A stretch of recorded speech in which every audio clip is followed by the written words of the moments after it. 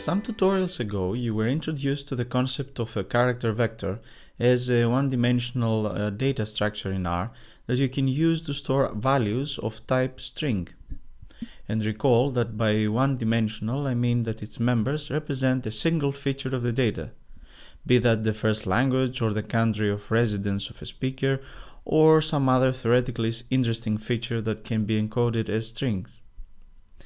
In this tutorial, it's about time to dig a bit deeper into character vectors and learn about their second defining feature, namely that each member in the character vector is implicitly assigned an index, or else a numbered position. Let's take a simple example of a character vector to see how indexing works in R. This character vector has 4 members or indices, the two terms can be used interchangeably here, that stand for the position of each member in increasing order if we start counting the characters from left to right. Number 1 is assigned to the string red, number 2 to yellow, number 3 to blue, and number 4 to green. As you notice, the indexing starts with the number 1 as opposed to other languages such as Python that start counting from 0. And for that reason, they're also said to be zero-based languages. So when you hear that R is a one-based indexing language, they mean exactly that, namely that its indexing system starts with a number 1. Now, the next natural question to answer is, how do you retrieve values out of character vectors? Or equivalently, to use the right R terminology, how do you subset a character vector? Subsetting in R is very powerful and unbelievably efficient. Among the 3 ways of subsetting that you see right now on the slide, I will focus on the first way in this tutorial. The others will be presented in the next tutorials. Using the indexing of a character vector is the basic tool for subsetting a character vector. And secondly, you need the subsetting operator of square brackets. So, let's jump directly into our first example of subsetting a vector.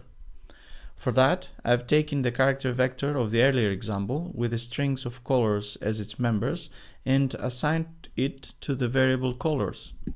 For subsetting the vector colors, you need to use the subsetting operators besides the name of the variable that stands for the character vector, and between the opening and closing square brackets, you insert the index that corresponds to the value you would like to retrieve.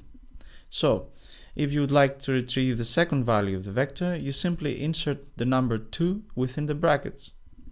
For the fourth member of the vector, then you would simply use number 4. Apart from subsetting a single value with using a single index, you can also subset a range of values. For that, you need to use the range operator represented with the colon punctuation mark that needs 2 numbers on both of its sides, left and right. The one on the left represents the start of the range, and the other on the right the end of the range of values you want to subset. So, by writing this code of chunk, you ask R to return you the values of the second, the third, and the fourth member. An important note to have in mind that you can see in the output that R returns after subsetting the vector colors, and of any vector for that matter, is that the returned output is a new vector. The number 1 on the left of the output signifies that on its right starts the first member of a new vector, the returned vector. Let's take another pretty often scenario. Let's suppose you needed to get specific values that are not besides to one another. Or in other words, they are placed in various positions within the vector. In this case, the range operator is of no use to us.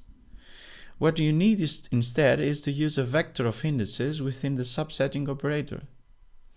The chunk of code that you see simply says, give me the first and third member of the character vector colors.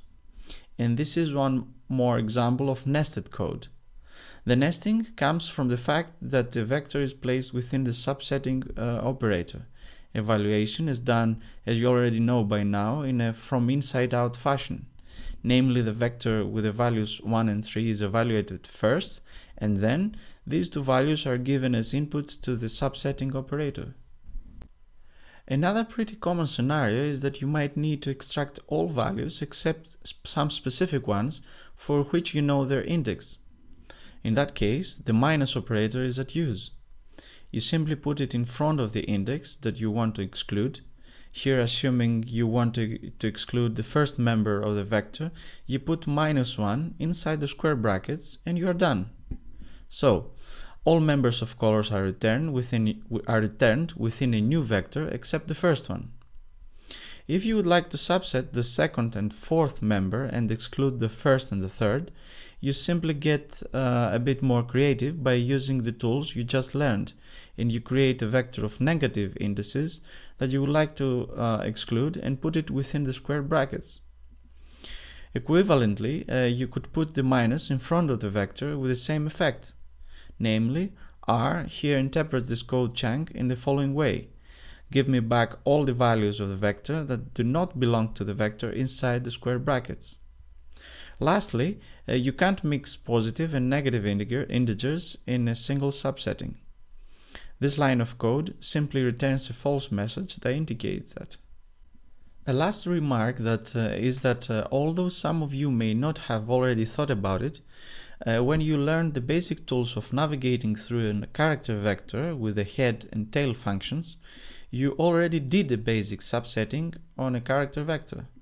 However, these two functions are limited in the values that they can retrieve and the ways they can do that, and they cannot by any means substitute the subsetting mechanism that you just started to learn.